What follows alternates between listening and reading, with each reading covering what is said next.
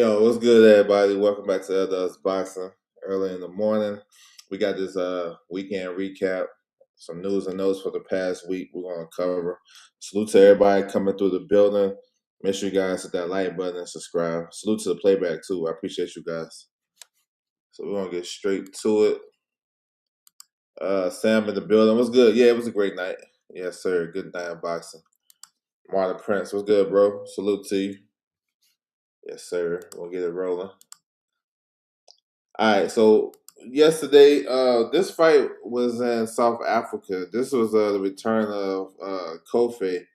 You know, he's coming off a knockout loss to Bam Rodriguez last year in a unification. So we haven't seen him since then. Um, he won. He won yesterday by unanimous decision. You know, kind of shake off the rust. He looked pretty solid, boxed well against the Filipino fighter.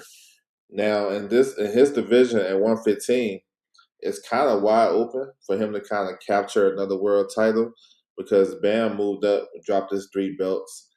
So the division got like an overhaul. So he's definitely a player, one of the best fighters in that division. So it was good to get this little comeback fight. I think it was over a year since he fought Bam. So yeah, take a rest, come back, and he looks solid, you know. So we'll see what's next for him coming up. Hopefully he get another one in before the end of the year and possibly a maybe a title eliminator or at least fight a top guy so you get in position for another world title. Here's the Queensberry show yesterday. You know, it had some interesting guys on the card, some young guys on the card. Kearns, Fail, those guys got victories. The big heavyweight, Olanian, yo, he looked dangerous. He running through shit yesterday. That was his second fight, so they can probably run him back out 2 more times before the end of the year. But he looked good though. He looked solid. I ain't gonna lie. He can be the future in the heavyweight division. Down the line though, it's very early to say, but he looked pretty good. Um, both Kearns and Phil, they got fifth round stoppages. So salute to them. Uh, CBS, I mean, my bad, RBS, Royce and Boyle Smith versus Reese Bellotti. I mean, it's just RBS was just, you know, a couple of steps ahead of Bellotti, who was tough. Reese Bellotti is like a gatekeeper at this stage of his career. He been around the block. He gave him some tough, solid rounds, tough, solid 10 rounds, but you know, RBS was in control of this fight for sure. So you know, RBS is like I said yesterday.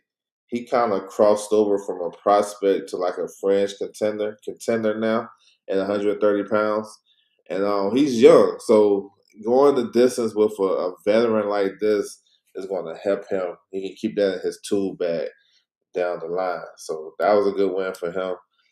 Main event, O'Leary versus Chamberlain. Chamberlain got out to a great start. You know, boxing real well from the outside, using his height, his reach. You know, he had some good punches at the end of his shots. He dropped Chamberlain dropped O'Leary early in the fight. I think second round. You know what I'm saying? He dropped him again a few rounds later, so he was in control. Eighth round, that's when O'Leary kind of got back in the fight when he scored a knockdown to the body. That shit looked vicious. I didn't know if Chamberlain was going to get back up or if he was going to be, you know, affected by that moving forward. But luckily, that knockdown was at the end of the round, so he was able to get his shit together. You know what I'm saying? Go take a break in between rounds and came back, and he got back to it. I think O'Leary got the second that round right after that. But then Chamberlain got back busy, you know what I'm saying, landed some good hard shots up the middle. And he ended up dropping and stopping O'Leary. You know, I felt like that shit was kind of quick. And see, he was done. I felt like he was done, but I still like to see a count. This is me personally. This count because this guy, he showed he got power. He showed his resilience, and maybe he was finished. You know what I'm saying? That's to each his own. This is just me personally, but I like the way Chamberlain finished that. He busted up my man's nose. He probably got a broken nose, you know, and that was affecting him too. But the way Chamberlain was shooting those shots up the middle, that shit was nice. You know what I'm saying? He landed a nice uppercut that hurt him, and then he cleaned them up. So yeah, salute to Chamberlain at 140. You got a lot of good fighters and some stuff that he can do on that side. On the undercard, on the prelims, you had Gary Cully, who he had a late knockout. He had a come from behind knockout, and his opponent, he was in a bad situation. Hopefully, he's good to go. Lee Reeves, he was winning the fight, but he got hurt late in that fight for straight left hand. But Cully, but yeah, prayers up to Lee Reeves for sure. Hopefully, he come through this. Cully, he fights at 140 now, so that could be a potential opponent. Maybe even for O'Leary when he bounced back. And then Sean McComb was on his undercard too, fights at 140. Maybe that's something for Mark Chamberlain. But Mark Chamberlain puts himself in a position where he can possibly get a world title shot, at 140. We got some good guys there. Adam Azam, that'd be a solid fight. Dalton Smith, if he can get past Playo, that could be a UK fight. So yeah, that's a good win. And he came from behind. Well, no, Chamberlain was up, but that was a good win. All right, last night, so the TNT, the Zone show, they had a bunch of promoters collab to do this card. Top Rank, Golden Boy, PBC, Pro Box. So Lamar Rose Jr. versus Williams Zepeda for the WBC title. We're gonna work our way up. I mean, these young guys was getting busy on the undercard. You know what I'm saying? We had an upset though with Capetillo. Young Capetillo got stopped in the third round. He landed. He dropped Buddy early in the fight, but then he couldn't. He got clipped with something. You know what I'm saying? So that was kind of shocking that the young prospect got hurt and stopped early in his career. You know what I'm saying? So Capetillo, he can bounce back from this. It's early, but you know what I'm saying, they was pushing him kind of hard. And if you're the truth and you're really like they say you are, then you don't lose these fights right here. So you gotta go back to the drawing board. Maybe take a break because I know this kid. He been in the gym sparring everybody. You know what I'm saying? I'm not sure the preparation for this, but definitely take a break. You know what I'm saying? Let me see. Dallas, he had a first round knockout. You know what I'm saying? Good shit for him. Cabrera, he won his fight. Guzman had a crafty veteran, Aaron Coley. Got some good rounds, good solid 8 rounds. Arate, he got a stoppage win, but I ain't like that stoppage though. You know what I'm saying? I ain't like that. He was winning the fight easy, but the guy got stopped, and it was like 12 seconds ago or something like that. Um, Conwell, salute to Charles Conwell. He came back. We haven't seen Conwell since the loss that he had in that final eliminator. Yeah, props to my man Juan. Yep, salute to him. Yes, sir. Left hook. Conwell versus Paul Crow. So on paper, like a good matchup. These guys, know each other and stuff like that. But Conwell, I like what he did. He was using his jab. He started to get to the inside, and he started to break down Paul Crow. Paul Crow was fighting on the ropes too much for me. Probably should have kept the fight in the middle of the ring. But Conwell was strong, and he looked like a guy that can be like a top 10, 154 pounder. Him losing that fight to Garcia messed up a lot of motion for him. You know what I'm saying? He would have been fighting for the vacant WBO title and possibly getting big fights with Boots and all types of shit like that. But his career had to take you know, he regressed for a second, but this is a good win though. You know what I'm saying? Me watching it and going into the fight, I'm thinking this is an audition for Conwell to possibly get the Virgil fight. If Virgil don't get a big fight next, Boots, unification, and all that shit, well, not unification, but a title fight, then I think Conwell would be a good fight for him. If they can do that shit in Texas or whatever, I think that's a good fight. It's the top guys at 54. It's not a lot of guys really available.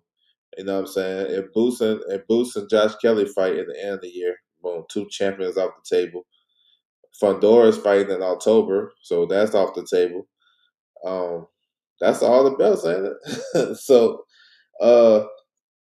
bro, this is not a bad idea for if he can't get Boots. I think it's Boots or nothing. If he can't get Boots, Conwell makes sense to me. I think it makes sense.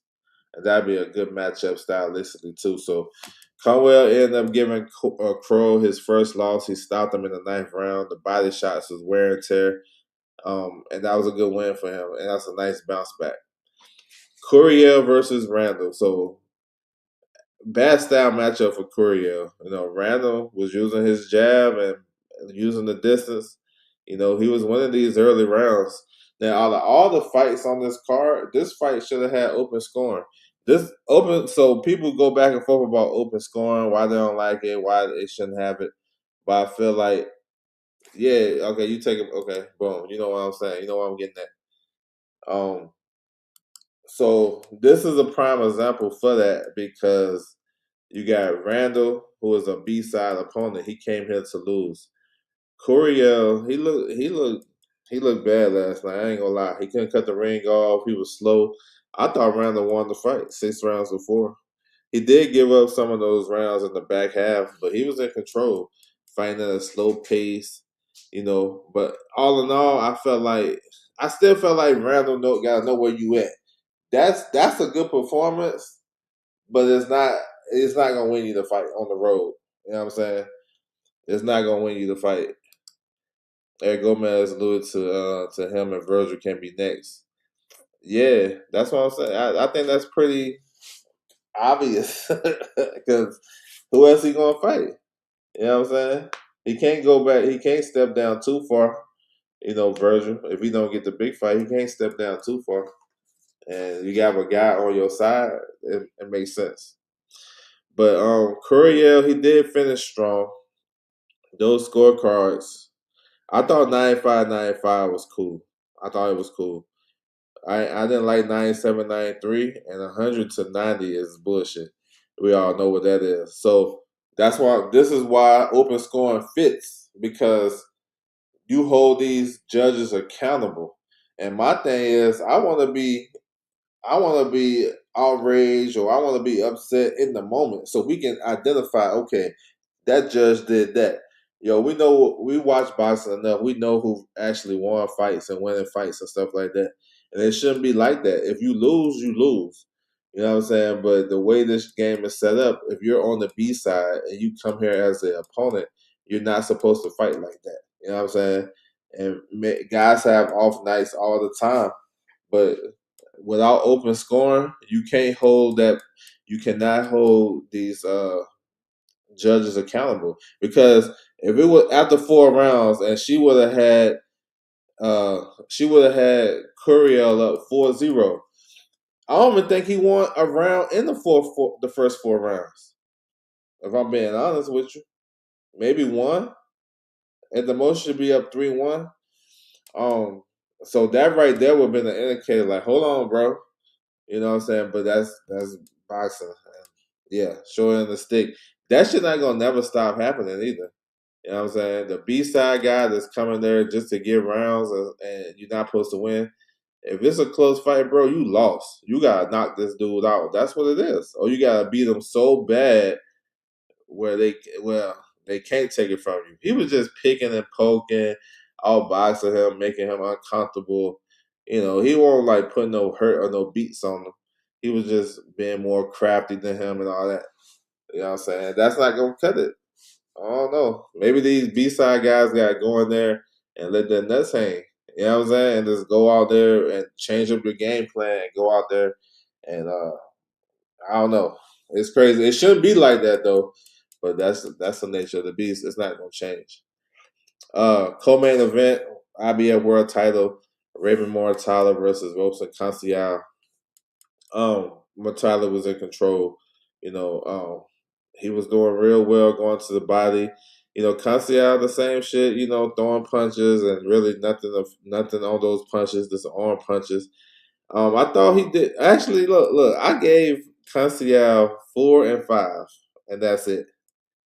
I thought he did some sneaky stuff. He landed some sneaky uppercuts. He was touching Mortala in those 2 rounds, but I felt like Mortala was in control.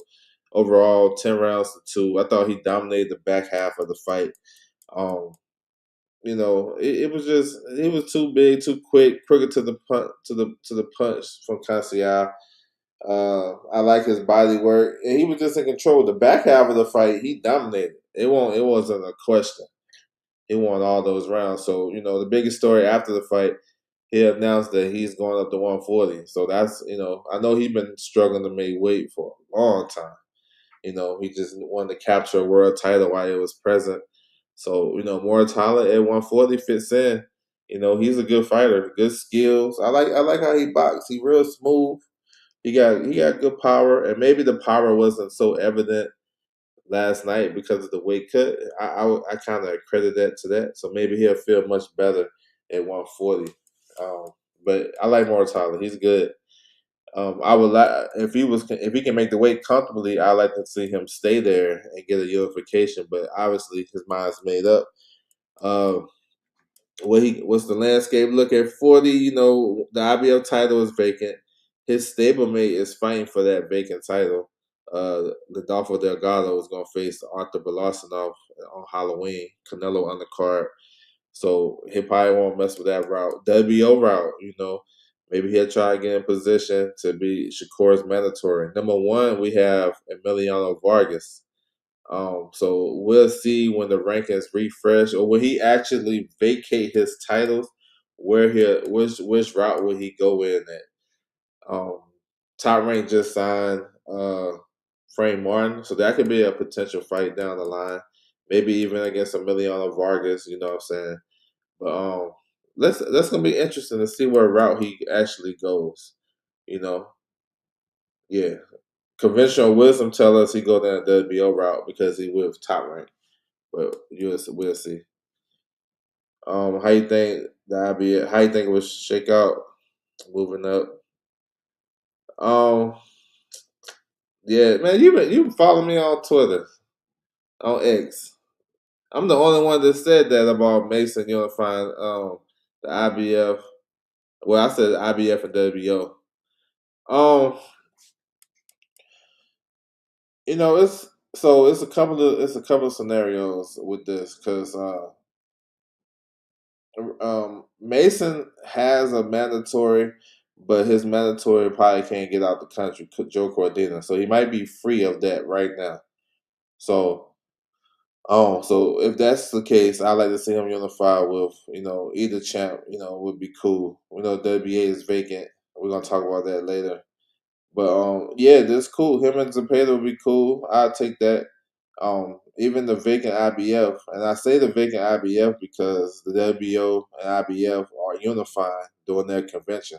So maybe they make a big move by ordering Mason to fight the highest rated contender for the vacant WBO and for the the vacant IBF and the WBO.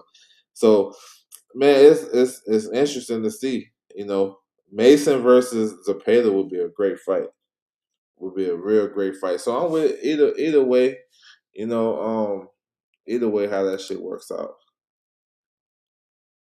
You mentioned unifying, yeah. So yeah, he'd be in position to definitely unify. Um, with Zepeda would be cool, would be dope. But I can see him with this new alliance with the IBF and WBO. I can see him fighting for the vacant IBF against the highest rated contender. I can see that. Um, Main event: Lamont Roach Jr. wins Zepeda. The first couple of rounds was pretty solid for Lamont Roach. You know what I'm saying? They had the open scoring. After the fourth round, they had it 3 rounds to 1 for Zepeda. I thought it was maybe even. Um, and then after the eighth round, they had it 75-75 twice, and 78-74 for Zepeda. And I feel like those scores was correct. Zepeda he made a adjustment. He got out of range after he did his work. He got his jab going. It kind of made Lamont Roach one dimensional. He was looking for a big right hand all night. He won't really set nothing up, which I thought he had the ability to do. Salute to Zepeda with his adjustment. He still was throwing his punches, but the way he was getting to it, he was angling off to the side.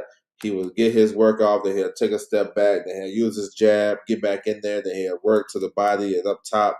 He just all worked Roach. It was a lot of stretches of the fight where Roach cover up on the high guard and he got hit with, well, he didn't get hit with all these shots, but Zepeda threw like an 8-9 punch combination, and he didn't throw not one punch back. And I was like, yeah, it's gonna be a long night for him because he needed to be countering in between that.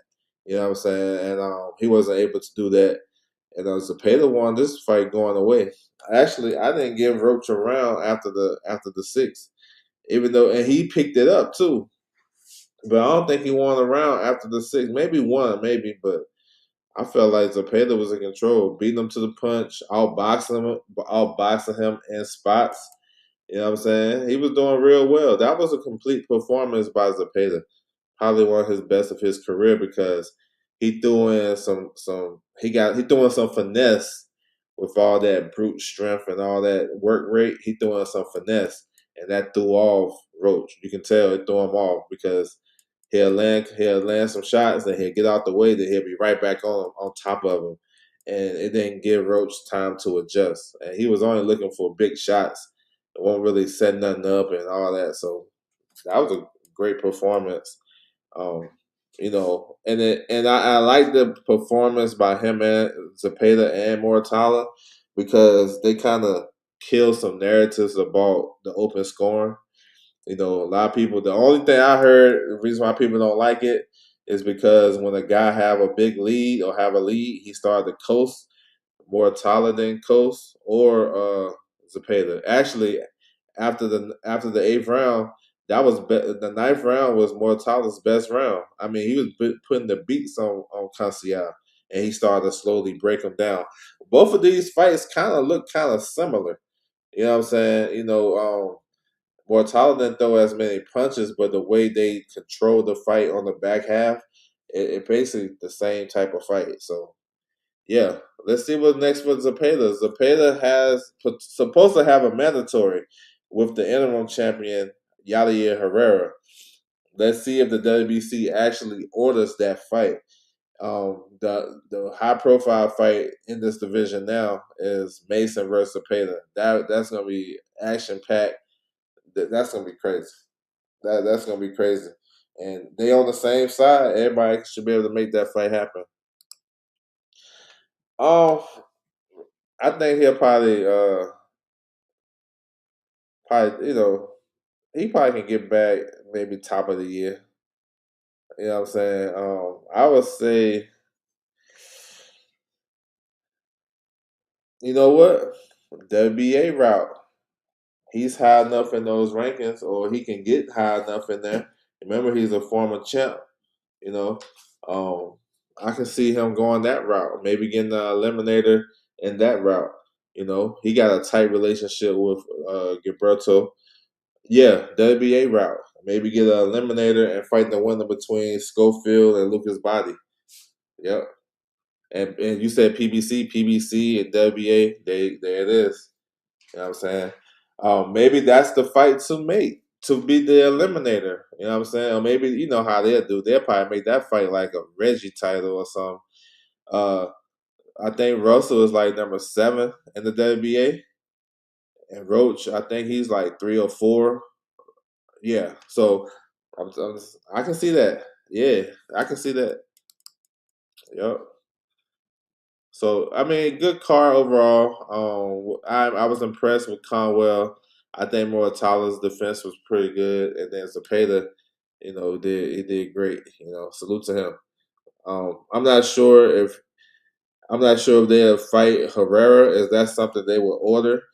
But I can also see Zepeda taking take another fight.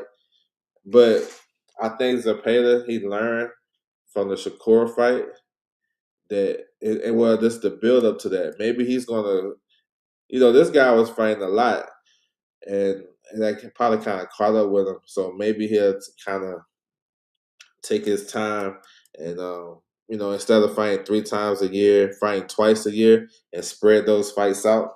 That might help him. So we might not see Zepeda back until the top of the year. You know what I'm saying? Which may be good though. But yeah, that's good. And I like to see, honestly, I want to see Tank back in the mix. I want to see Tank versus the Payton. How Tank does and deal with all that work rate. You know what I'm saying? And coming off a long layoff, and Tank is not the most. Tank is very what you call it? He'll throw a lot of punches. You know what I'm saying? He economical with his shots, but he a big ass puncher. So that dynamic versus a guy that's showing he got good footwork now, throwing a lot of punches, that could be a recipe. You know what I'm saying? Because you got to be active against Zepeda. You got to cut his shit in half, and then you have to be more active to beat him. You know what I'm saying? That's just me. You're not gonna outbox Zepeda because he's gonna be a train coming at you, and you got to keep. You know what I'm saying? It's gonna make you tired. So you best to just sit in the pocket. And I don't know. I don't know how that. I can't tell you who will win that fight. Honestly, you know what I'm saying? I think it should be an interesting fight.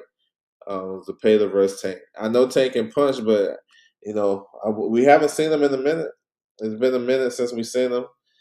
And when you got a guy that's all work him, they can all work him. You know what I'm saying? And he'll be, you know, trying to land big shots. And he can punch, but it'll be interesting to see if that's something that if they want to do that.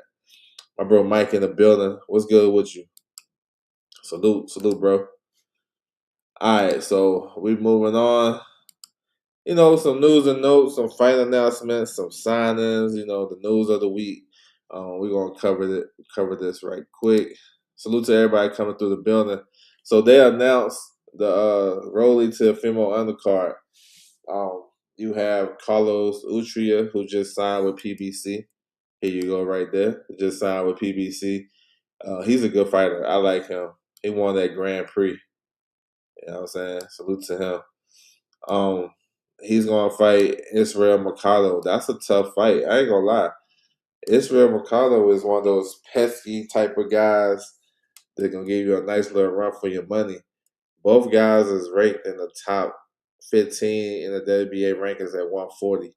So that's a pretty solid fight. That's gonna kick off the pay per view. Victor Santillon versus Antonio Russell. Gary Antonio Russell. That's a WBA regular title fight. So Santillon, well, I don't know if there's going to be an interim or a regular. It's a secondary type. Pretty much, the winner of this fight might get elevated to full champ, depending on what Anyway does. But Santillon won an interim title in the DR a couple of months ago. We haven't seen Antonio in a minute. I know he had a fight on Pro Box on the undercard. So yeah, two southpaws going at it. Santillon seems to be the bigger puncher. Russell, he this the one he's not as dynamic as the other ones. Like I think he's the middle one. He's not as dynamic, you know what I'm saying? But he can fight too. And then you have Yo-Yo Hernandez in the co-main event against Francisco Varone. Not a bad fight, but it's not a fight that boxing fans really asking for because Yo-Yo is number one in the WBA and WBO. And the WBO saying they want to order him to face Denzel Bentley. So for him to take this fight seems like I don't know what for. I don't know if Varone is going to get him ready for Denzel Bentley because I think he's already ready. So I don't know.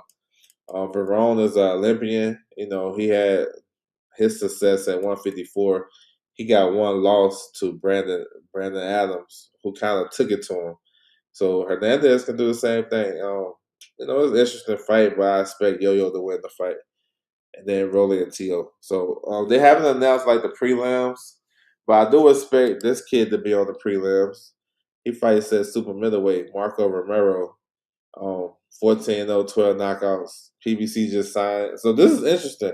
PBC haven't been signing young guys as of late. You know what I'm saying? If they do, it's kind of been under the radar.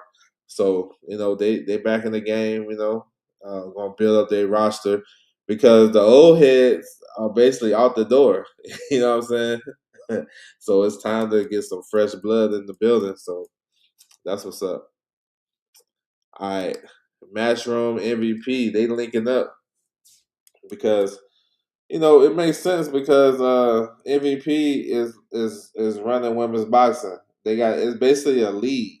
So if you tapped in boxing, if you have any female fighters, you'll probably end up having to fight an MVP fighter because they got the game on lock. So Eddie going to lock horns with them. I mean, it makes sense because their biggest business was them working together. Katie and Amanda 3 times. So it actually makes sense. Katie out the door. Amanda, like, she may be out the door once she get that knockout record.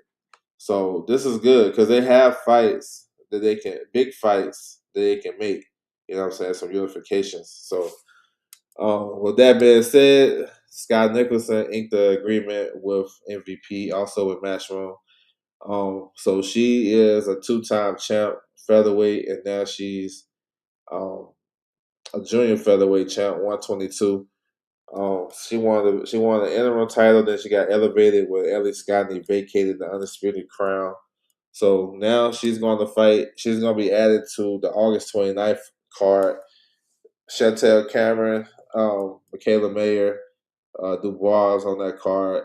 So Scott Nicholson versus Mayo Yoshida. Yoshida, former champ. Was she a champ at 118? I think she was. But this fight is at 22. She's solid. But Scott Nicholson probably. I think Scott Nicholson will outbox her. But this is good though because Scott can be in position to fight, possibly unify the division at 122 because basically everybody that's the top contenders are signed with MVP. That's at 122. Flores, you got Ramla Ali. She about to fight for 2 belts. She about to fight Mariah Cripps for the 2 titles at 122. WBO and IBF. They ordered that fight, that unification for vacant titles. That's why I was mentioning maybe Mason can fight for the vacant IBF. If they're doing it with the ladies, maybe they'll start to transition and do it with the males as well. Then you got Maylin Flores is highly ranked in the WBA. That title is vacant.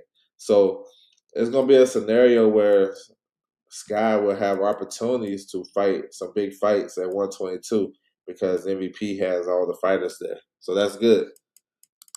That's good. Just Do Boxing, what's good with you, bro? Salute to you. So I appreciate you, bro, coming through. All right. So some more news on that. So Caroline Dubois is getting a new trainer. She's with Manny Robles, down in Southern California. We know him as a trainer. He's been around for a minute. Andy Ruiz. I kind of seen this coming because Caroline's last training camp for Terry Harper, she did her camp in Vegas with Kate Caroma, which I ain't like that shit. But I was saying, okay, she started to venture off to the U.S. Maybe she's thinking about it. So I'm not sure the reason why. It looked like it was a good split on both sides.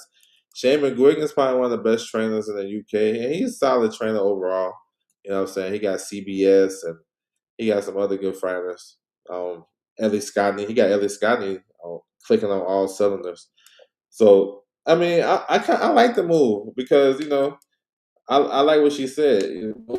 Both fighters can feel their coach after a loss, but I guess she can see the writing on the wall. They won't clicking, so it's a business. You got your life on the line, so I guess she want a different look, and she's gonna get a lot of sparring in the LA area. You know what I'm saying? Where Manny Robles has a good gym, has a good stable of fighters. Manny Robles got Sergey Bogachuk. He got guys like Goucher.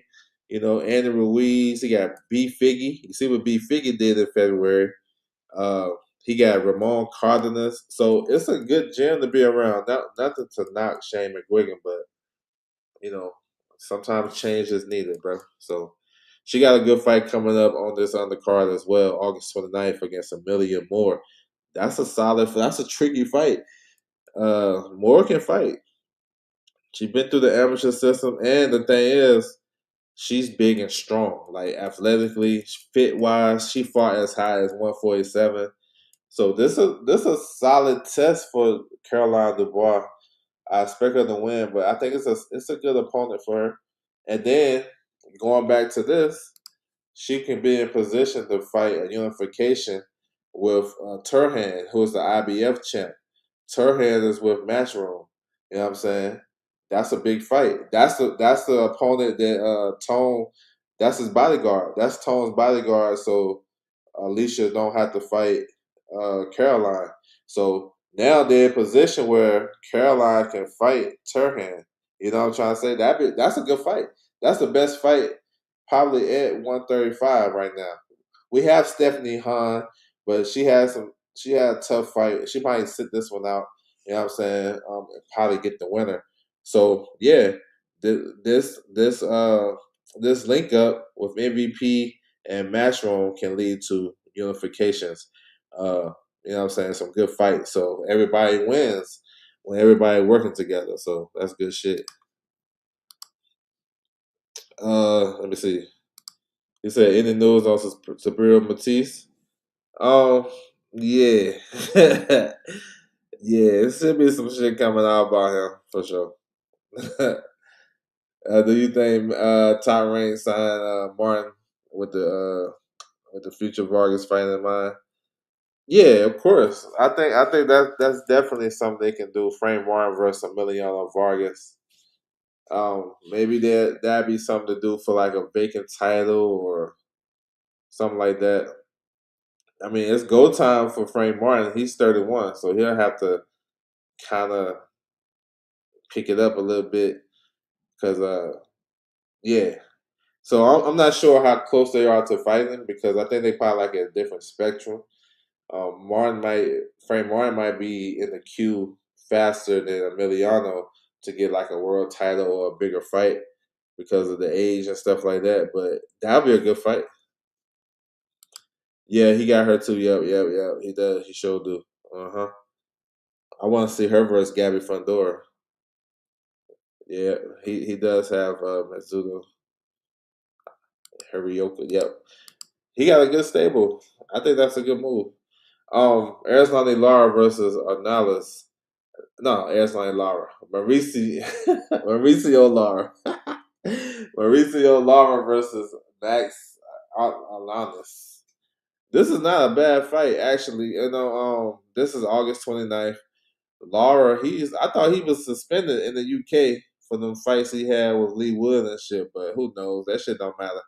Lara is an action packed fighter. Um, he fights at 130 now. I feel like that's a good fight for Ray Ford to come back to. You know what I'm saying? We'll see. Maybe they put him in position for that. Um, so Lara is action packed. He gonna make good fights with anybody. Former champ and all that stuff. He got the PED shit on his head. So we don't know how good he really was. But yeah, he'll be back August 29th in Mexico. So that's another show for Matchroom and the Zone. So yeah, we getting a lot of cards, y'all. A lot of cards, especially in August. All right, so this card was announced for Japan September the 2nd. So you got a lot of fighters on this card. I'm happy to see Carlos Canazales back. Carlos Canazales is a guy that kind of has some hard luck, in his career.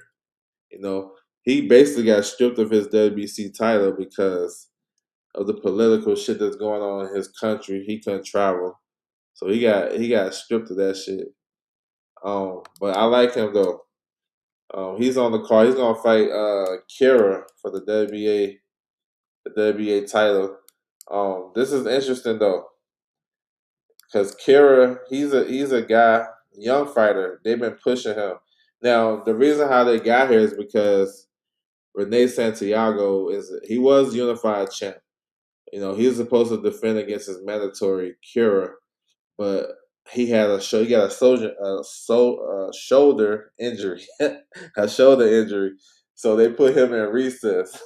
Shit. So Kira is like what 4-5-0.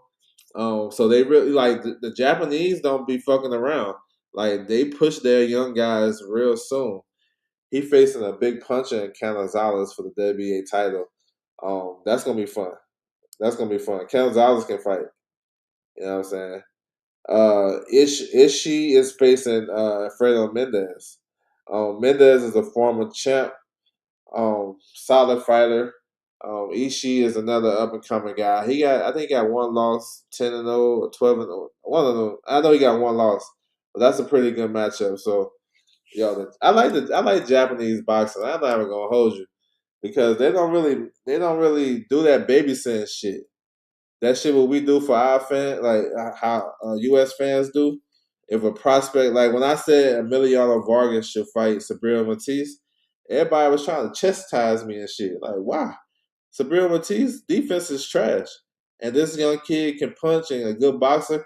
He can't beat Matisse at this time. Matisse look like he's faded. But over here, if I would have said that on the Japanese boxing landscape, they'd be like, "Oh yeah, my brother, you on point." You know what I'm saying? Like I don't like babysitting these guys. If I see them in the rankings, you know what I'm saying, they should be fighting top guys or guys, similar to where their position is at. You know what I'm saying? You don't get to number one. Obviously, your team think you deserve that, so they must be confident. So they put him number one for Shakur, talking about Emiliano. Then if people start bringing up the fight, bro, don't babysit him and say, nah, he ain't ready. He may not be ready, but if he's not truly ready, then give up that position. That's how I be looking at that shit. We babysitting these fighters. Pro Box. So they announced their September the 11th card down in San Diego, Oceanside. Man, interesting matchup. Giovanni Santillan versus Abbas Baru. Abbas Baru is a former world champ. Lost his title in was it January? Yeah, he lost his title in January to Xander. Giovanni Santillan fought on that undercard. He looked like some bullshit. I think he fought Courtney Pennington. Pennington. He didn't look good on that undercard. Not at all. So Abbas Baru, you know what I'm saying? He needs some get back.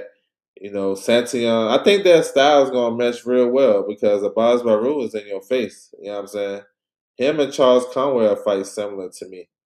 Santillan, he fighting back home. Last time he fought at home in a big fight, he got stopped in front of his fans against Brian Norman Jr. So let's see can he redeem himself. That's a good fight though. That's a high level crossroads fight because if Abbas lose, I mean, I ain't gonna say it's over, but he gonna have to go down to a certain level. Same thing with Santillan. So that's a good fight. I think those guys gonna be motivated to win. Luis Alberto Lopez is back. Venado, former world champ. Now he's campaigning at 130. He's gonna face Daniel Lugo. That should be a good fight too. Lugo is tough. That's a tough out right there. That's gonna be fun though. Two Mexicans going at it. That's a solid two fights right there for Pro Box. And you know, Pro Box is about to go behind the paywall, $5 a month and shit. I think it's worth it for me, based on what they have shown in the past. So I'm already tapped in with it. So yeah, September the 11th down in San Diego should be a good one. Good card. So this is a vacant WBC title fight that's going to happen September 27th. Ricardo Majica versus Tamayo Sabu. Sabu is like it's one of those Japanese fighters with less than 5 fights. Yo, Sabu is like that though. Technically, nice. You know what I'm saying? I think him and Bam would be a good fight too. But this gonna be for the vacant WBC title. You know, my man Ricardo from South Africa, he's a good boxer, yo, real good. He had to get up off the floor to win his last fight, and he boxed real well to win it. Uh, my man Sabu he's good, bro. Technically sound, good puncher. That's a good fight. Good fight. Vacant WBC title. Kyron Davis versus Jason Rosario. When I first seen this shit, it reminded me of a PBC or FS1 type of fight. I swear, dude. Uh, both of these guys is basically Rosario is finished. He's done. He's done. He's a shell of himself. Kyron Davis should win this fight. You know, he's always been a tough trial horse and solid fighter. Can't get over the hump. He should win this fight, and he should go to the body as well. We know Rosario ain't really taking those shots. But yeah, this reminds me of a old school PBC fight. You know what I'm saying? On FS1, some shit. Spike TV. You know what I'm saying? That was been a minute ago. But yeah, they fighting what is it? September 26th. And this is Cornflake Lamanna's card. He's the promoter for this. So yes, sir. They need some TV. Get on the zone real quick. Here's a Queensberry show that was just announced this week. Liam Davies versus Nathaniel Collins. This is at 126 pounds. Good fight. Collins coming off his first loss to Lorente in the WBC Eliminator. So Shushu has a mandatory Cristobal Lorente. I'm not sure if they're going to order that yet. Davies, he got one loss. That was at 122 to Shabazz Masood. But since moving up to 26, he been looking all right, looking solid. He's the bigger puncher out of the two. This is going to be a good fight. Liam Davies has the size and the reach and stuff like that, but I don't know if he's fighting like that. And then Nathan Haney, he's going to fight. I think this is farewell fight. He facing Warburton again. Warburton just beat him, so yeah, bro. Let's see. But Nathan Haney, he's a big draw in the UK. He has like a cult fan base. Like they'll come on and support him. Like actually, he's probably a bigger draw than a lot of these top stars in the US. In that Pacific area where he's from, he got a rabid fan base. So if you compare that to a lot of guys, he's like a lot of champions, American champions. He actually a bigger star over there than they are in their own city. That shit's crazy. But that's boxing. Boxing is like a cultural thing. It's an ethnic thing. You know what I'm saying? Like if you Irish or Black American or whatever it is, like the people gonna rock with you per se. So and if you're from a certain town, and over there in the UK, it's like the football and shit, the soccer shit. You know what I'm saying? So it's like an affiliation with the club team and all that. Phyllis Nunez, what's good, bro? Salute to you. Appreciate you coming through. And yeah, that's the same way, bro. The way for Dave Allen, Dave Allen is like a sentimental piece because he like a regular guy, so they root for him. Dimitri Bivol, he just had elbow surgery. He talking about he come back in December. The WBO ordered him to face Callum Smith. Man, Callum Smith, what the hell going on with him? I know he got injured and had to postpone or cancel his fight with David Morrell, but we haven't heard from him since. Maybe he's just gonna wait for Bivol, be out the ring for a long time. But I feel like this is like getting close to the end. When these older fighters and stuff that've been in the game for a long time, they start suffering injuries and layoffs, and that's a recipe for disaster. But Bivol did look good in his fight in the MMA against his Abia Mandatory. He dropped Buddy early in the fight, and he just outboxed him the rest of the way. So we're gonna see, man. Hopefully he's still up there. He's good to go. Yeah, he turned down that fight for sure. If you want to call it a duck, yeah. If you call that a duck, though, you gotta call what Haley did with Rolly a duck. You gotta call what Mickey Bay did back in the day. A lot of fighters do that. What Boots did with Virgil. You know what I'm saying? It's a business, and we heard this. We hear the old phrase: "If the business right, then we can make it happen." So obviously the business wasn't right for Keyshawn. So yeah, you can call it that. Long as everybody else that did the same thing is in that same criteria, then yes, sir. Call on what you want. Gary Antoine Russell and Duarte in preliminary talks. I like this fight. This is good. Duarte missed out on the opportunity for the IBF title. Not a fault on his own. Hitchens pulled out the fight day before the fight. Got a lot of heat from that. But and he deserved a world title fight. He had a fight, but I thought he lost his last fight. I thought Fiera beat him. But Fiera came in overweight, so they wasn't gonna get him that shit. Duarte is a strong, tough fighter. This and he can punch. This gonna be a hell of a matchup because Antoine gonna make you fight. He gonna make you fight, bro. He's coming off a tough win against Andy Harako, so let's see. He gonna have to have his defense on point too, because Duarte can punch. And if he's gonna press the issue and make the Duarte fight backing up, which I think is a solid strategy, he also got to have his defense on point because the Duarte can punch. He can hit Antoine with some shit that he don't see because Antoine throw a lot of punches, and if you can punch in between that, you might get your man. You never know. Um, but it's a good fight. They gotta make this happen. Everybody on the same side of the street. Um, so Schofield and Lucas Body, they order a purse bid.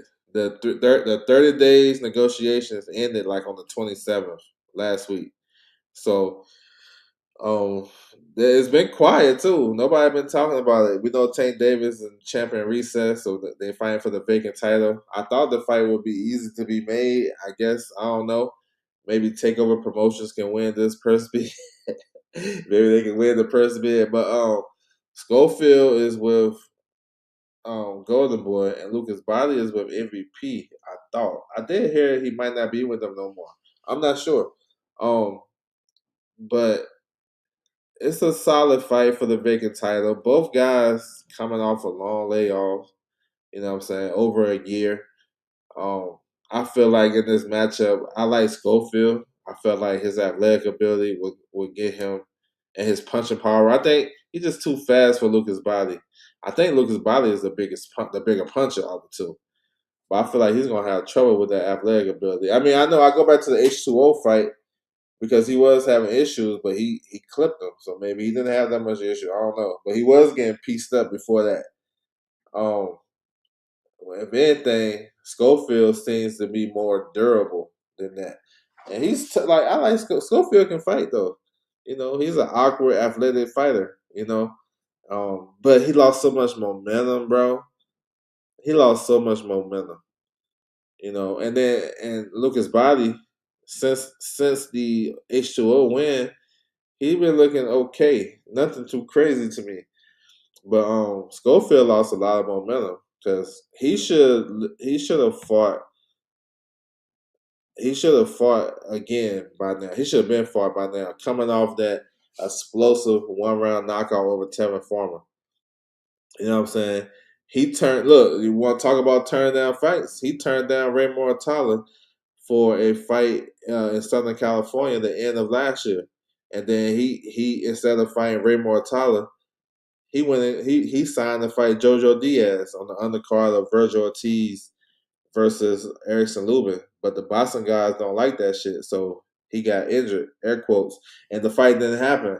You know what I'm saying? Now, instead of coming right back, having 2 fights last year, now he been out the ring for, it's going to be like what, damn near 18 months by the time he fight. Lost a lot of momentum, you know what I'm saying? So we'll see. This is actually a good fight. Hopefully it get made. We'll see who is interested in bidding for this fight. I feel like it should be an easy fight to be made, but who knows? Is it just me? Because Dev is dangerous fight. It's a dangerous fight that Davis could lose. Um, I'm gonna get to that, but I don't know if it's the dangerous part. I don't know if Devin Haney is dangerous. I don't think of him as being dangerous, but I don't know. I don't know. I feel like once Devin got the deal with the zone, it changes the landscape of shit. You know what I'm saying? And I guess those guys got, all maneuver in that piece. But dangerous? I don't know if he's dangerous. Maybe in sparring. Fandor versus Harjabeya. I mess his name up every time. But this is a WBC mandatory fight. This fight supposed to happen in StubHub, the Dignity Health Sports Park, the War Ground. So this is October 17th. So, Fundora is one of the best at 54. I think he's in his prime. This opponent though, he's good. He's crafty and shit. You know what I'm saying? but he's gonna have trouble trying to get in the inside of Fundora. You know what I'm saying? He might get. I think it's gonna be one of those type of fights too. But he's alright. You know, he's good at winning rounds and stuff like that. He can win an ugly fight, but he gotta make sure he's all of range. Mess with Fundora. You know, but Fundora has. I think he understand now. I think he using his height and length, but he want to ultimately get to the inside and land those uppercuts. I think he'll have some success too. He facing a southpaw. And, you know, he fought southpaws before. I remember, shoot, Jamonte Clark back in the day, but this kid right here is probably about 5'10 ish, 5'10", 5'11", something like that. Um, I know Lubin and Fundora was a good fight. Fundora, he dropped. Well, Lubin fought, they both dropped each other, but Lubin scored a knockdown in that fight too. So let's see. But I think this is a different Fundora though. He's different right now. So yeah, October 17th. So we'll wait to see who will be on that undercard. I'm thinking Jose Salas versus Michael Angeletti might be on that undercard. All right, I love this right here. Unification in the works. Hopefully, we got Carlos Adames, the WBC champ, against the new WBO champ, Denzel Bentley. This one can be fireworks because both guys can punch. I think Adames is a better fighter, skill wise and technically sound. He got more in his tool bag. But Denzel Bentley, he got that one hitter quitter. He probably Bentley is probably one of the biggest punchers at 160. You know what I'm saying? So if they get this fight over the line, this would be dope. But I don't know. You know what I'm saying? Carlos Adames is one of those Twitter guys too. You know what I'm saying? He go back and forth with these fights and fights that don't be happening. I thought he was going to 68 and you know, he's one of these guys that's on social media talking about fighting everybody too. He ain't gonna get the whatever the backlash, but a lot of the fights he be talking about don't be happening. You know, he fought Ammo Williams that we didn't ask for. You know what I'm saying? So they got to make it happen. I like this fight. You know, I like this fight. Now, as far as mandatories, Jesus Ramos is fighting September 19th against actually the mandatory, the Sultanov. The winner of that is going to fight Carlos Adames. So he got a little window for voluntary. Denzel Bentley is supposed to fight Yo-Yo Hernandez as the mandatory. Yo-Yo is fighting on the Rolly and Teofimo card. So that gives him a little voluntary. So it's no mandatory that's going to impede this fight right now. So they should make it happen. It should be it's easy. It should be easy for me. But you know how the business work and all that. But I like to see it. You know what I'm saying? I like to see it. I see you with the Dominican flags in the building. He said, have they officially announced the Fundora fight? No, not they haven't officially announced it, but you know, I think that's what it is. October 17th. Um, at the StubHub, the War Grounds. I think Fundora fought there a couple of times. He got his loss there when he lost to Mendoza, but they haven't officially announced it. But I'm pretty sure it should be coming down the line soon. Conventional wisdom, they'll probably officially announce it as we get close to the Rolly and Teofimo fight. That's in 3 weeks. You know, normally what they used to do is they'll have these guys at the event and maybe do like a press conference or announce the fight or whatever, or have them at the fight, um, doing media and stuff like that to promote. So I'm guessing it's coming. You know what I'm saying? So that would be if they do that. Well, I'm pretty sure they're gonna do it. That would be PBC like what fourth event because they had Earl Spence was the first one. Uh, shit, kind of last night. They can probably count that as one.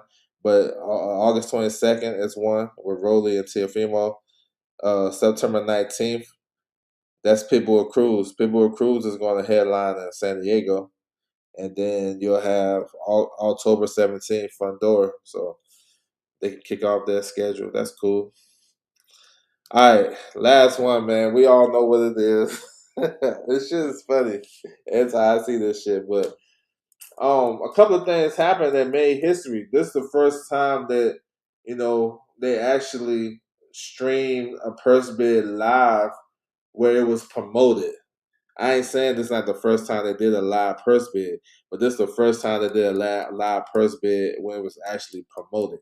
So we know it was supposed to happen on Monday, the 27th. It got postponed 3 days. Then they did it on the 30th. So I like how they did it. The only thing that was kind of crazy, I couldn't hear shit they were saying. I had to go back and kind of, turn my volume up. The sound quality was trash, so they can work on that next time. But here's the results. We all know what it is. Top rank bid 8.5 to secure the fight. Devin Haney cool with his shit. Keyshawn Davis wasn't. This purse bid was won in conjunction with Top Rank. You know what I'm saying? Top Rank, Top Rank Boxing with Devin Haney Promotions have won the purse bid for the Devin Haney and Keyshawn fight. Now, that right there in context tells me a whole lot of shit that's why Keyshawn didn't accept the fight. Top Rank Boxing with DHP Promotions won the purse bid. So that sounds like to me, Devin Haney and Top Rank got some co-promotional shit going on. I already mentioned Devin Haney Promotions are not equipped to put on their own fight, their own event. They don't do that. They got that DHP Promotions for tax purposes, and they cut out the middleman. You know what I'm saying? So they can go to you and negotiate as a promoter, but they're not actually. They need you to do the logistic part to put the fight on. You know what I'm saying? So them working with Top Rank, maybe Keyshawn felt the way. I don't feel like he's scared. I don't feel like he feel like Devin is a dangerous fighter. None of that shit. It's about money and the perception of how the deal got made. And like I said, salute to Bill them because they did a hell of a move by going to the network and getting their guarantee already locked in. That haven't been officially announced, but it's pretty much common knowledge. So that was a vast contrast on what happened before when they went to a purse bid with Top Rank. You know what I'm saying, with Sandor Martin. They didn't have no leverage, no leg to stand on, nothing like that. You know what I'm saying? Nobody else wanted to bid on their behalf or nothing like that. And they couldn't bid because they're not equipped to do that. That's why they didn't bid here. But they actually kind of did because they got the understanding from Top Rank already. Look, we're going to bid this much. Look, Top Rank don't bid on fights this high. They always bid on what's the value of the fight. He said, Dub, the tribute out with nah. This is troll shit from a racist ass dude. Not really trip. That's what he's supposed to do. So like Devin Haney though, what they did was good. They got a guarantee from their, whatever the purse bid was gonna be, they was cool with it. You know what I'm saying? They worked out their deal with Top Rank and the Zone already. And both guys, if they went through with the fight, they would have made more than what that purse bid says. They would have made more than that. You know what I'm saying? A lot of people don't understand that concept. These guys have other stuff in place where they get like a back end or they get some type of upside on the pay per view. So Keyshawn would probably made close to 4 to 5, maybe. And then Devin would have got his at least 10 plus, based on his but Keyshawn didn't want to take the opportunity. He turned it down. You know what I'm saying? He wanted a higher guarantee, similar to what other fighters do. Like, okay, I can't get this. Why would I take this fight without no insurances that I'm gonna get my money or whatever? And he was on the same type of boat. Now, it's some misconception with Keyshawn and his management. They definitely dropped the ball on this one. You know what I'm saying? Because everything was in place. Everything was in place. They did all the political shit that you do to get in position to get the fight. He was doing all that woofing, made himself the mandatory. Just, bro, you on it, and that's the thing. That's the point. Like if you do the whole this dude was doing skits. Like I said, he went to Willie Jones' house and did a whole skit. You know what I'm saying? Walking on Stanley's yard, all types of shit. So if you're doing all that, and you mean to tell me you don't have your business in place with Jay Prince, then that's an issue for you. I think what Devin them did though was very smart by going to the network. They went to the network and was like, shit, bro, man, guarantee it don't matter who we fight, just guarantee us this number. Whatever that number is. And then the purse bid come out 8 million. Look, Top Rank on bid on $8 million unless they got insurances and they know, that purse can get covered. You know what I'm saying? They're not doing that. And it came out that Keyshawn turned down 3 million. Top Rank saw the value in the fight and said, "Hey, 3 million, we'll give you that." And he was like, "Nah, he want what 5 million or so, something like that for his guarantee." And to pay his legal fees. I mean, not his legal fees, but his management fees. Bro, hold on. You know what I'm saying? You pick that manager. You know what I'm saying? They say Jay Prince getting 30%. You pick that. That's crazy. If it, all this shit is making Keyshawn look crazy. He gotta stick with the amazing because the businessman, man, we gotta throw that shit away. We gotta burn that bitch right there. So yeah, I mean, it makes Keyshawn look crazy because all that shit he did in the building. Can he come back from this? Of course. Hell yeah. Because he's in the algorithm. You know what I'm saying? Boxing fans are not disciplined enough to throw his ass away. You know what I'm saying? Everything he do, we're going to retweet it, repost it, talk about it, do a live on it, all types of shit. So he's still there and gonna be able to get big fights. He just gotta get his shit together, and then he can get right back in there. As far as his top rank deal, I'm hearing he got like 2 or 3 fights left with them. You know what I'm saying? And he's in a tricky situation because top rank did their part to get the fight. You know what I'm saying? They did their part, um, and he wasn't satisfied with it. So what he gonna do? Go back and finish off? I feel like that's the biggest thing right there. Him and his promoter is at odds. It don't, you know what I'm saying? I don't think it really has nothing to do with him being scared of Devin or him. Devin too dangerous. Devin is a master at winning 7 to 8 rounds. You know what I'm saying? He'll do what he gotta do. And then he cruising. He know how to win those rounds and not let you get your shit off, but he get his off just enough, still enough breadcrumbs to win the round. And people saying this is a great, he's dangerous. No, you know what I'm saying? He's solid. He's a good boxer. He's smart. He got all the attributes for a great fighter. But it ain't like I got to worry about him, whatever. The danger part is dealing with the PR stunts. That's the dangerous shit. For real, that shit gets you out your game so much.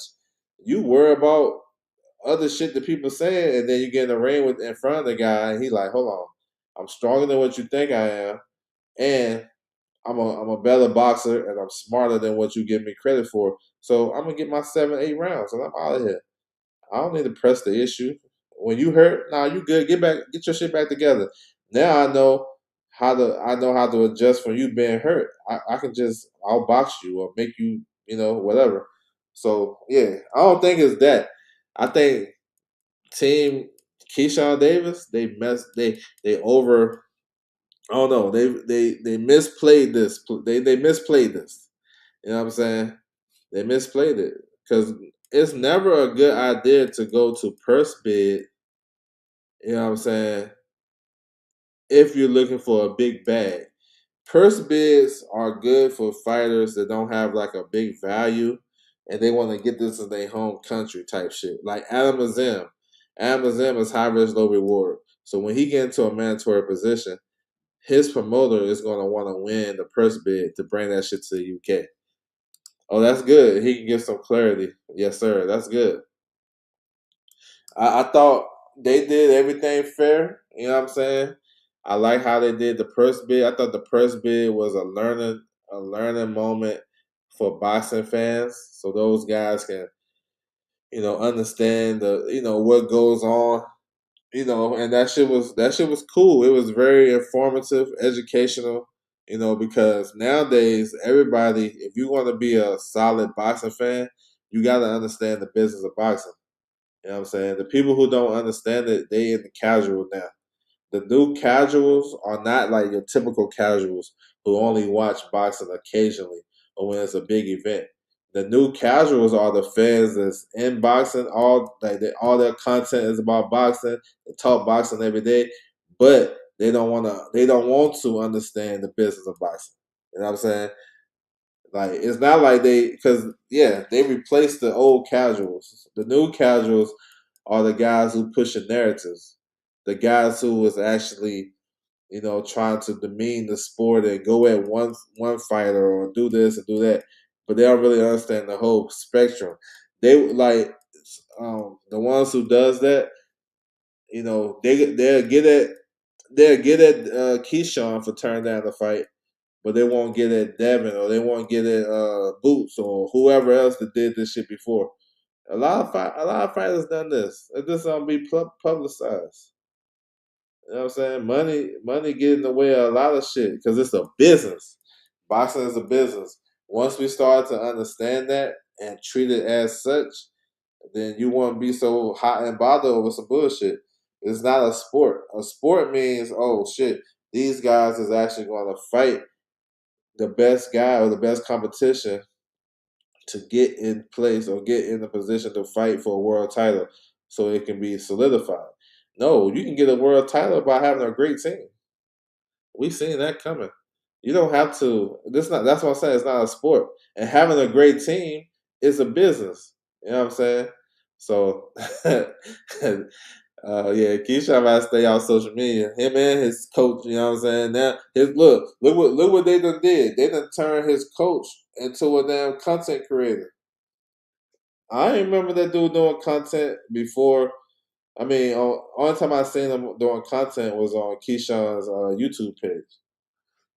His fight count blogs. Now Dorset is a whole content creator, but his ass quiet now. That's what I'm saying. Like, bro, like y'all, when you go against when you ready to fight Devin Haney, it's always some shit. Except Jose Ramirez. Jose Ramirez didn't get a lot of he didn't get a lot of flack. Maybe it was because the snack connection. Maybe they was like locked in because snack. But everybody else that fight Devin Haney or ready to fight him, bro, you gotta go through this whole shit. You know what I'm saying? And it's crazy. You got like now that is something that you have to combat. You have to combat the PR shit that they got going on. You know what I'm saying?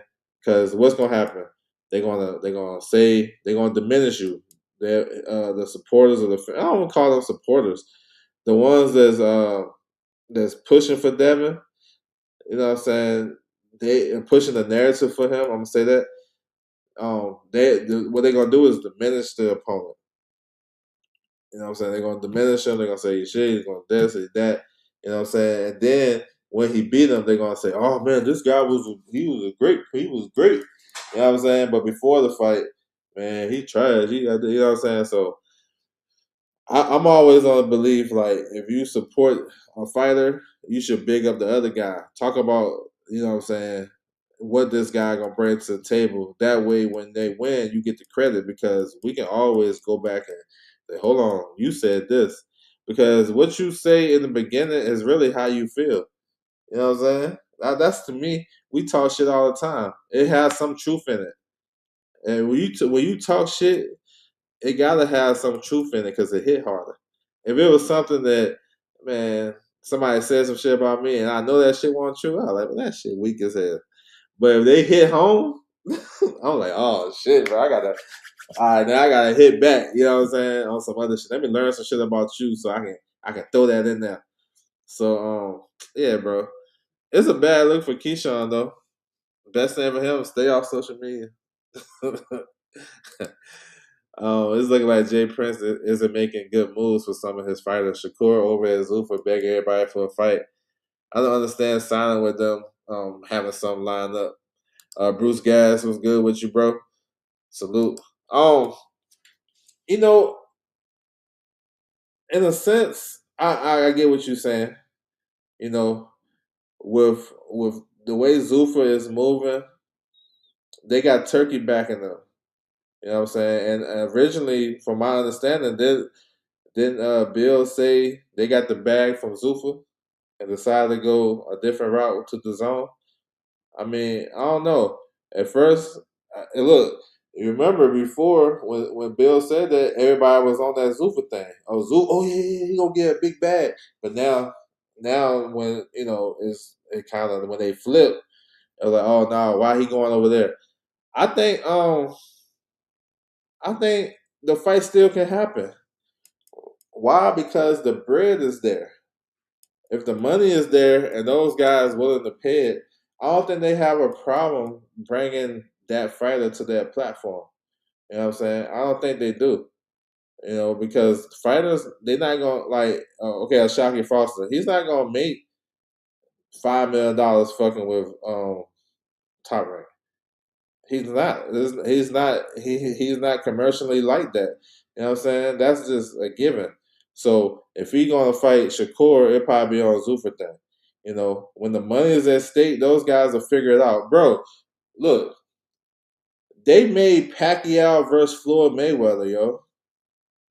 I mean, come on now. If they can make that fight, any fight can happen. Any fight can happen, bro. So I don't know. I don't know. But look, it's a lot of guys begging for fights too. You know what I'm saying? I think that's part of just keeping your shit out there. Look at Carlos Adamas. How many motherfuckers he called out, and how many of them he actually fought, right? But he's not in the algorithm, so it don't really matter. You know what I'm saying? Shakur. Some shit he do. I ain't gonna lie. Some of that shit I feel like come on, bro. But some of the shit it makes sense sometimes. Like, okay, the Keyshawn shit, that was definitely a play that those guys was trying to do to kind of, I don't know how that shit worked, to be honest. But from the outside looking in, look like those dudes was in cahoots to do that. You know what I'm saying? That feel like, Jay Prince and all those guys thought, okay, you want the Devin Haney fight? I felt like that was kind of a way to kind of block, something else. Now, I don't know if they said it was negotiated and all that shit. I don't know. But like I said, this whole shit, bro, on social media, it fucks these fighters up because they'll say one thing, they agree to something, and then they are expected to get to hold accountable for that. And a lot of people be like, you gotta stay on your square. But the fighter can just be talking shit, just like us, anybody. Like you have the right to change your mind. He said, "Really though, turkey back and everybody don't need Zuffa to get the turkey back." I mean, probably not. It depends but you need Zuffa to promote though. You know what I'm saying? You need Zuffa to promote the fight. It's an American fight. Zuffa is an American company. Like, why give that shit? Eddie Hearn really is out the business of those two guys. He already did his share of business and pretty much finished. Who he gonna hire to be the promoter? Who he gonna hire to be the promoter for their fight? So in a sense, he does need Zuffa. That's the biggest that though the way they promote fights and the way that they market shit, they do it better than a lot of people. Better than shit, probably everybody right now because they got the machine behind them. So of course you need a front promoter. You know what I'm saying? If Turkey just give him a bag and said, who gonna put the fight on? All his cards, he ain't never put the fight on. He put the money up and said, Queensberry, go do the event. Matchroom, go do that event. Golden Boy, hey, I'm gonna give you this. Go do that event. He ain't doing it himself. No Saudis doing no shit, no logistic shit. So with Zuffa, they already got their own machine, and they got the bread, they got the platform, they got the PR shit, they got everything set up. So why not go to the biggest promoter in sports to say, hey, you know what I'm saying? do this fight. So yeah, they need them for sure. But let's see. Now, all right, with Devin Haney though, let's see what he does. You know, he so the WBO has to go back and reassess, and that we'll probably get that answer tomorrow. My man said Gustavo gonna be on Najee, so that's what's up. Salute to them. So we'll probably get an explanation of what happens with Devin next. I'm thinking they'll probably if Devin requested request like a voluntary, I think they'll grant that because he didn't do nothing wrong in this scenario. He did everything right, to be honest. So maybe they'll grant that request. Will they put another WBO mandatory in place? Possibly. Brian Norman Jr. is number 2. I'm gonna pull up the rankings real quick. The new WBO ranking should be coming out sometime soon, like in the next day or two. But let me see what they have up already. If they posted the new ones, which yep, they did post the new ones. So we're gonna do a whole show on this, like I always do. But just for now, just for now. Oh, let me get this one. I'm gonna pull up the new WBO rankings, and we're gonna see if there was any changes. Now, off the top, I remember number 2 was Brian Norman. Number 3 was Pacquiao. I forgot who number 4 was. So let's see if there's any changes with this one. Hold on, 1 second. So yeah, real time shit right here. Salute to everybody coming through the building. You know what I'm saying? We're gonna do a show on this, but while we here, we might as well get that educational purposes out the way. All right, here we go. Boom. So you guys get it first. Salute to everybody in the building too. I appreciate it. You know what I'm saying? We learn together. All right, so here's the new WBO rankings, just fresh off the presses. Um, Devin Haney, of course. So we got a new number 1, Brian Norman Jr. Number 2, Teofimo Lopez. Hitchens jumped to number 3. I don't even think he was ranked last month. Arnold Barbosa, number 5. Pacquiao, number 4. Polanco, they dropped Keyshawn to number 7.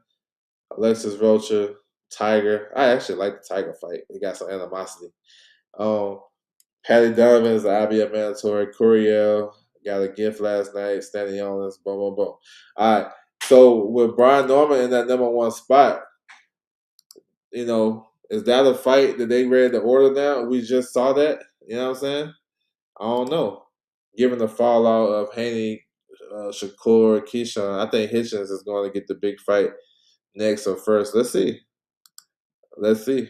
He said, salute, bro. What's good with you, bro? Yeah, how you like that car, bro? My man Charles in the building. So as you guys can see, Brian Norman is the new number 1 contender. You know what I'm saying? Yeah, I've been the one. That was me starting that shit, bro. You already know I'm already ahead of the game. And based on I asked dude that shit too. So yeah, I was because the WBO and IBF are being unified right now. They're doing a unified thing at their convention. So I asked Gustavo where he didn't respond, but it is what it is. Will they order Devin Haney, WBO champ, against the IBF champ, Leon Paro? And I feel like that's realistic if those guys are trying to work together and be a unified front and order fights together. Order these unifications. So that is a real possibility too. I don't think he's gonna fight Brian Norman next. I think he just been there, done that. So maybe Brian Norman might have to get one more win. You know what I'm saying? And then he'll possibly be the mandatory. He said, I don't see the rematch happening, but Tiger kind of makes sense. Yeah, that's what I'm saying. Now, this is why I can see Brian Norman Jr. versus Tiger Johnson for the final eliminator. I can see that. Or maybe Norman versus Barbosa or one of these guys for the final eliminator. I could see that. You know what I'm saying? Since Norman is number 1, he fight Tiger Johnson. I think that would suffice as the final eliminator. But with that IBF and WBO shit, I think that's a real possibility. You know what I'm saying? So This is how the new rankings work. How they look now. Keyshawn turned down the opportunity. Now he's number 7. Michael James, what's good with you, bro? So he's number 7. B Norman number 1. Teofimo is about to fight for the WBA. So that's basically Hitchens might be number 2. But Hitchens with Zuffa, how that's gonna work? Will the WBO order Norman versus Hitchens? You know what I'm saying? Hitchens. Like I said, with Zuffa Boxing, they not tapped in with, they're not a registered promoter. Will they become a registered promoter to give Hitchens an opportunity? That would get him one spot closer to Devin Haney. I don't know. Pacquiao, I would say no, unless they're gonna give him a crazy bag. Barbosa, well, I'm talking about for future fights for Devin Haney. I don't know if Devin would fight Barbosa. If he fight Barbosa, he might as well fight Tiger Johnson. You know what I'm saying? They got more shit to it. Polanco is injured, from my understanding, but maybe it ain't nothing too crazy. So yeah, that's fresh out the presses right there. We're gonna do a live on this. She might come back and do that shit later. But yeah, so there you go. So we will see what would happen in the new WBO rankings that just came out today. So yeah, that's what it is, man. Salute to everybody coming through the building. I appreciate the time, man. We'll be back this week. We got a couple of shows we got cooking. We got, of course, the rankings coming out. Then we're going to preview the fight week like we always do. Salute to everybody coming through. That's my time, and I'm out.